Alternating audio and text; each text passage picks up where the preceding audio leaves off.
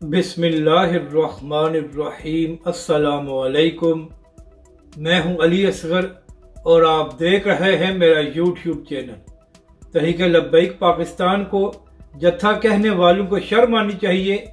अल्लामा साद हुसैन रिजवी ने सबको आईना दिखा दिया। इस वीडियो में हम इसी के मुतालिक बात करेंगे। नाज़रीन कराम, चंद दिन से तहरीक लब्बैक के खिलाफ एक बड़ा प्रोपगंडा शुरू किया गया है।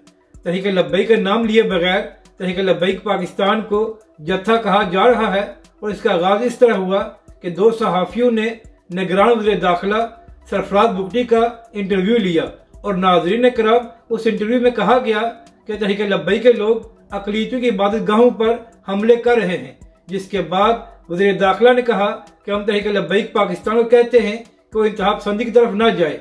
हालांकि नाज़रीन कराम, सब जानते हैं कि तहरीक लब्बैक पाकिस्तान ऐसा कुछ नहीं कर रही, मगर इसके बावजूद तहरीक लब्बैक पाकिस्तान पर इस किस्म के इल्जाम लगाए जा रहे हैं।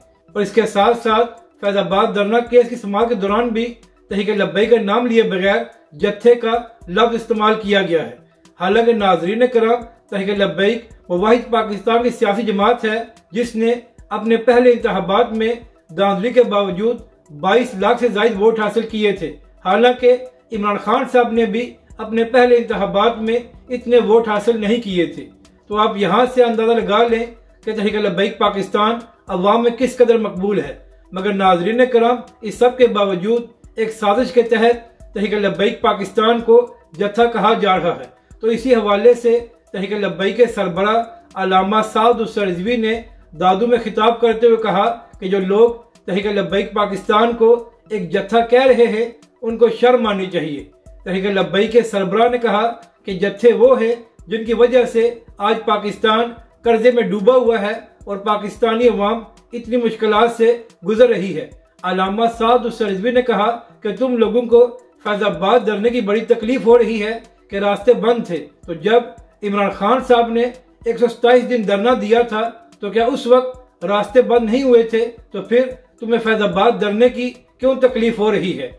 अल्लामा साद हुसैन रिजवी ने कहा कि फैजाबाद धरने की तकलीफ इसलिए हो रही है क्योंकि अल्लामा खादिम हुसैन रिजवी अलैहिर्रहमा ने 22 दिनों में वो काम किया था जो आज तक इनको हजम नहीं हो रहा। और यही वजह है कि नाज़रीन कराम, अल्लामा खादिम हुसैन रिजवी अलैहिर्रहमा ने खिताब करते हुए कहा था कि फैजाबाद धरने का दर्द इन लोगों को क़यामत तक रहेगा। इसके बाद नाज़रीन कराम, अल्लामा साद हुसैन रिजवी ने कहा कि पाकिस्तान हमारे बुजुर्गों ने बनाया था और हमें पाकिस्तान की कदर है, तो फिर हम पाकिस्तान का अमन क्यों बर्बाद करेंगे।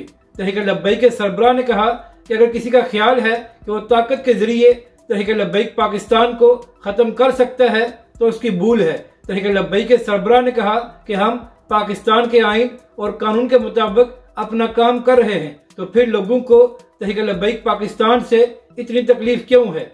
नाज़रीन कराम, अल्लामा साद हुसैन रिजवी ने सबको पैगाम देते हुए कहा कि अगर किसी का यह ख्याल है कि तहरीक लब्बैक पाकिस्तान खत्म नबूवत और नमूस रिसालत के हवाले से बात करना छोड़ देगी तो ये तुम्हारी भूल है। तुम जो चाहे कर लो, तहरीक लब्बैक पाकिस्तान के आइन के अंदर रहते हुए अपना काम जारी रखेगी, तो अपने मिशन से पीछे नहीं हटेगी। अपनी राय का जरूर इजहार करें कि आपको ये वीडियो कैसी लगी और हमारे इस चैनल को भी सब्सक्राइब करें।